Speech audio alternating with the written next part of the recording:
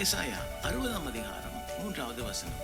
உன் வெளிச்சத்தின் இடத்துக்கு ஜாதிகளும் உதிக்கிற உன் ஒளியின் இடத்துக்கு ராஜாக்களும் நடந்து வருவார்கள் என்று வேதம் நமக்கு சொல்லுகிறது. யோசேப்பினுடைய வாழ்க்கை, தானியேலுடைய வாழ்க்கை எடுத்து பார்த்தோம் என்றால் ஒவ்வொரு காரியத்தையும் கருத்தோடு, ஒரு அக்கறையோடு, ஒரு கடின உழைப்போடு செய்தார். அத்தோடு கூட ஒரு ஞானத்தோடு செயல்பட்டார்கள். ஒரு தரிசனம் அந்த காரியத்தில் இருந்தது.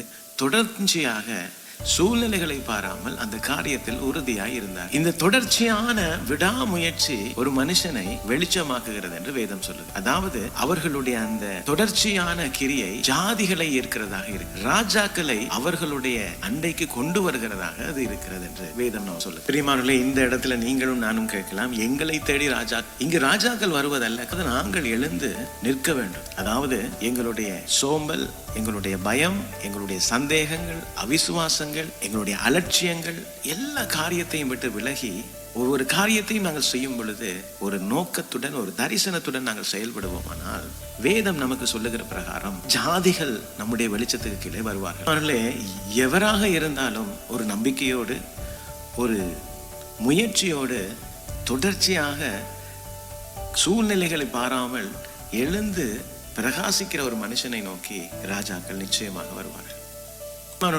அமெரிக்காவில் பிறந்த சோஃபி முல்லர் என்ற ஒரு மிஷனரியை குறித்து நீங்கள் கேள்விப்பட்டிருப்பீர்கள்.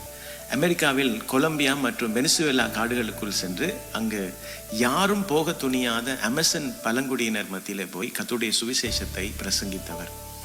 அவர் எந்த ஒரு பெரிய அமைப்பையும் சார்ந்து பண உதவியோ ஆதரவோ பெற்று அங்கு செல்லவில்லை. காடுகளில் வாழ்ந்து அவர்களுடைய மொழிகளை கற்று பின் வேதாகமத்தை அவர்களுடைய மொழிகளிலே மொழிபெயர்த்தார். அவர் சென்ற இடங்களில் அந்த குடிகள் கிறிஸ்துவின் வெளிச்சத்தை கண்டார்கள். அத்தோடு கூட முழுமையாக அவர்களும் கிறிஸ்துவின் ஒளியிலே மாற்றப்பட்டார். அந்த பழங்குடிகளில் இருந்து பலர் சுவிசேஷ பிரசங்கிகளாக இதன் மூலமாக மாற்றப்பட்டார்கள் என்று வரலாறு சொல்லுகிறது. இது மிகவும் ஆச்சரியமாக இருக்கிறது. சோஃபி முல்லர் குறித்து மிக குறைவாகவே உலகம் பேசுகிறதா இருந்தாலும் அவரது அன்பும், அவருடைய உழைப்பும், அவருடைய தியாக மனப்பான்மையும் ஆயிரக்கணக்கான அந்த